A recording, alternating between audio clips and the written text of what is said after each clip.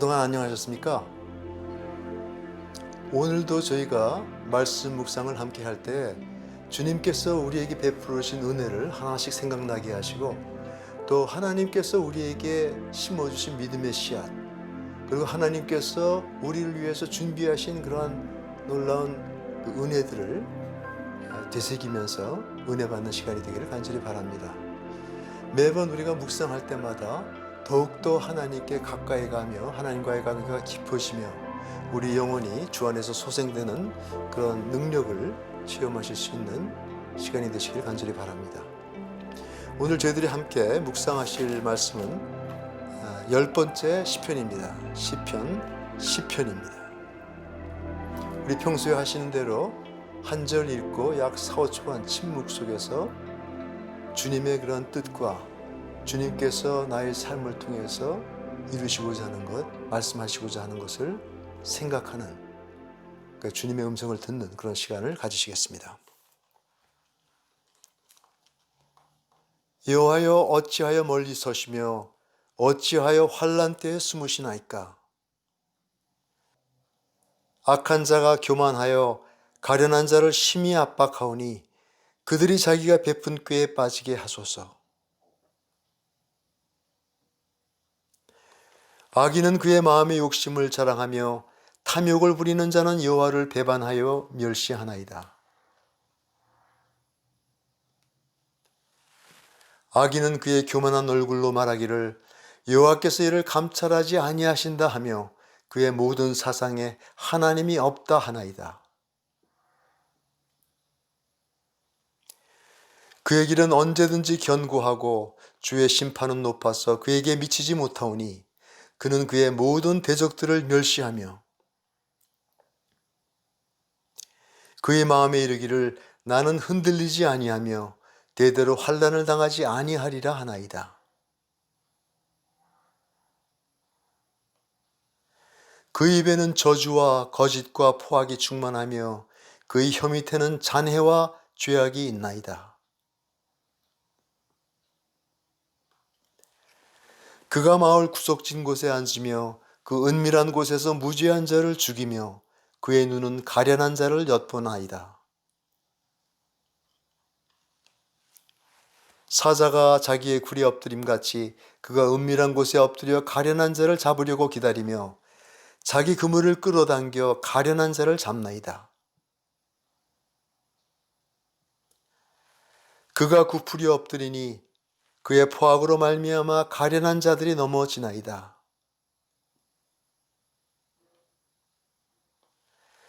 그가 그의 마음에 이르기를 하나님이 잊으셨고 그의 얼굴을 가리셨으니 영원히 보지 아니하시리라 하나이다.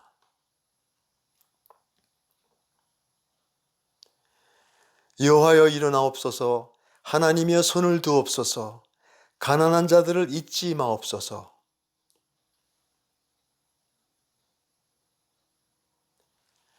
어찌하여 악인이 하나님을 멸시하여 그의 마음에 이르기를 주는 감찰하지 아니하리라 하나이까? 주께서는 보셨나이다. 주는 재앙과 원한을 감찰하시고 주의 손으로 갚으려 하시오니 의로운 자가 주를 의지하나이다. 주는 벌써부터 고아를 도우시는 이시니이다.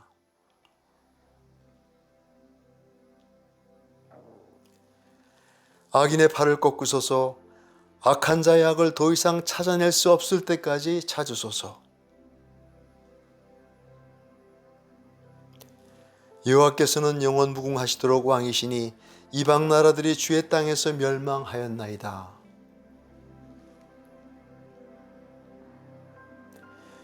여호와여, 주는 겸손한 자의 소원을 들으셨사오니 그들의 마음을 준비하시며 귀를 기울여 들으시고 고아와 압제당하는 자를 위하여 심판하사 세상에 속한 자가 다시는 위협하지 못하게 하시리이다. 아멘.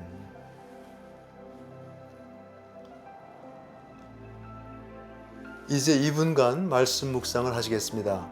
말씀 묵상은 우리가 읽은 성경 구절을 마음속에 떠올리면서 우리가 말씀을 듣는 동안에, 읽는 동안에 하나님께서 우리 마음에 주신 단어나 구절, 어떤 감정이나 생각, 그림 이러한 것을 붙잡고 이것을 통해서 하나님께서 나에게 무엇이라고 말씀하시는가 하나님께 구하는 시간입니다. 열왕기 3장에 보면은 솔로몬이 하나님께 기도드릴 때 지혜를 구할 때 그 지혜는 듣는 마음이라고 말씀하고 있습니다. 그는 듣는 마음을 위해서 간구하였습니다. 하나님께서 오늘 우리들에게도 듣는 마음을 허락하셔서 우리의 열리고 겸허한 그 마음속에 하나님의 뜻과 하나님의 그 풍성한 것들을 풍성하게 부어주시길 간절히 바랍니다. 우리 2분간 묵상하시겠습니다.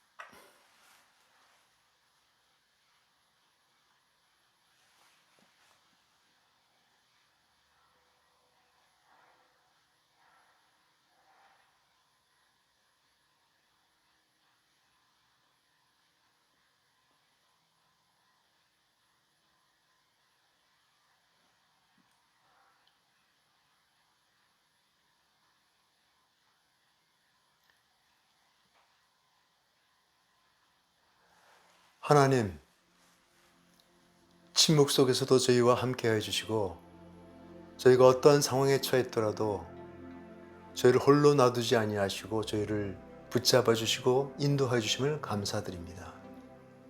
거센 바다의 풍랑이 닥쳐왔을 때도 그 바다를 잠잠케 하시며 제자들에게 너희 믿음이 어디 있느냐고 물으셨던 주님을 생각합니다. 오늘도 저희가 있는 곳에서 오직 주님만을 바라보며 주님만을 의지하며 나아가는 저희가 될 수 있도록 은혜 내리워 주시옵소서. 우리를 구원하신 주 예수 그리스도의 이름으로 감사하며 기도드리옵나이다. 하나님께서 나의 부르짖는 기도에 응답하지 않으시고 침묵하실 때, 그리고 아무리 기다려도 정말 하나님이 듣지 않으시고 안 계신 것처럼 느껴질 때 우리는 어떻게 해야만 합니까?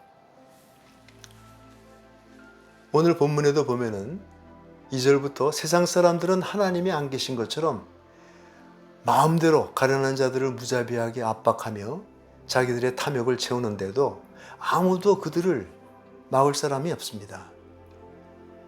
이런 상태에서 시편 기자는 주여 어찌하여라고 계속해서 부르짖을 수밖에 없습니다. 그럼에도 불구하고 하나님은 응답하지 아니하십니다. 이러한 상황에 처했을 때 우리는 과연 어떻게 해야만 합니까?